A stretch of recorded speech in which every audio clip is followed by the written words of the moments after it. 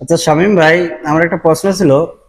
Saudi আরবে আমি কিভাবে গাড়ি কিস্তিতে নিব, কি কি পেপারের প্রয়োজন, প্রসেসিং কি? আসলে আমার জানা নেই প্রপারলি। আপনি যদি আমাকে একটু সহজ করে দিতেন, আপনার আমি জানি অনেক অভিজ্ঞতা আছে, তা আমাকে একটু সহজ করে দেন। আসসালামু আলাইকুম। নতুন আরেকটি ভিডিওতে আপনাদের সাথে রয়েছে আমি শামীম। সো আজকের ভিডিওতে আমরা গিয়ে কিস্তিতে কিভাবে সৌদি আরব থেকে গাড়ি নিতে পারেন এই বিষয়ে আলোচনা করব। সো পূর্বের ভিডিওগুলোতে আমাকে অনেকে কমেন্ট করেছিলেন কিস্তিতে কিভাবে গাড়ি পাওয়া যায়, কিভাবে কি কোন কোন পেপার লাগে এবং কতদিন সময় লাগে। সো আপনারা চাইলে সৌদি আরবে নতুন গাড়ি, একদম ব্র্যান্ড নিউ 0 কিলোমিটার গাড়ি কিস্তির মাধ্যমে নিতে পারেন ব্যাংক থেকে এবং কি ফাইন্যান্স কোম্পানি থেকে। তো দুইটা জায়গায় গিয়ে আপনি চাইলে গাড়ি নিতে পারেন। এবং গাড়ি নিতে হলে আপনার কি কি ডকুমেন্টস লাগবে? প্রথম কথা হচ্ছে আপনার একামাটা বৈধ থাকতে হবে এবং একামাটা ভ্যালিড থাকতে হবে, অর্থাৎ আপনার একামার মেয়াদ থাকতে হবে।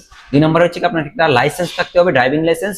ওই লাইসেন্সের মেয়াদও থাকতে হবে। 3 নম্বরটা হচ্ছে কি আপনার সোশ্যাল ইন্স্যুরেন্স, যে গোসি রয়েছে, গোসিতে মিনিমাম স্যালারি 4000 রিয়াল থাকতে হবে। অর্থাৎ আপনার গোসিতে যদি 4000 রিয়াল স্যালারি গিয়ে মেনশন করা থাকে, তাহলে আপনি সৌদি আরবের যে কোনো ব্যাংক থেকে চাইলেই আপনি ব্যাংক লোনের মাধ্যমে নতুন একটি গাড়ি কিনতে পারেন।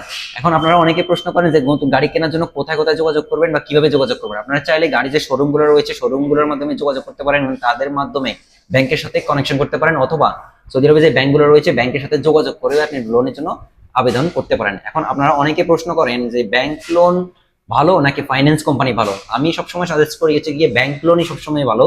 কারণ ব্যাংক লোনের গিয়ে 3% আপনি প্রফিট দিবেন। তারপর ব্যাংক লোনে আপনি যদি এক মাস লোন দিতে নাও পারেন, তারপর তাদের সাথে নিয়মিত যোগাযোগ রাখলে তাহলে অথবা তারা 1 মাস কনসিডার করতে পারে, অথবা তারা আপনাকে সুযোগ দিতে পারে, 2-1 দিন দেরি হলেও, লোনের টাকা দিতে দেরি হলেও তারা আপনাকে সুযোগ দিতে পারে। অথবা ফাইন্যান্স কোম্পানির সাথে যদি আপনি কাজটা করেন তাহলে তারা 9% লাভ নেয়, অর্থাৎ ব্যাংক নিবে 3%, ফাইন্যান্স কোম্পানি নিবে 9%। এবং তারা গিয়ে আপনার যখন আপনি লোন দিতে যদি একটু দেরি হয় তখন তারা অনেক ঝামেলা করবে, অথবা দেখা যাচ্ছে আপনার গাড়িটাও নিয়ে যেতে পারে। সো আমি সাজেস্ট করি আপনারা সবসময় ব্যাংকের সাথে যোগাযোগ করবেন, ব্যাংকের সাথে লোন করবেন।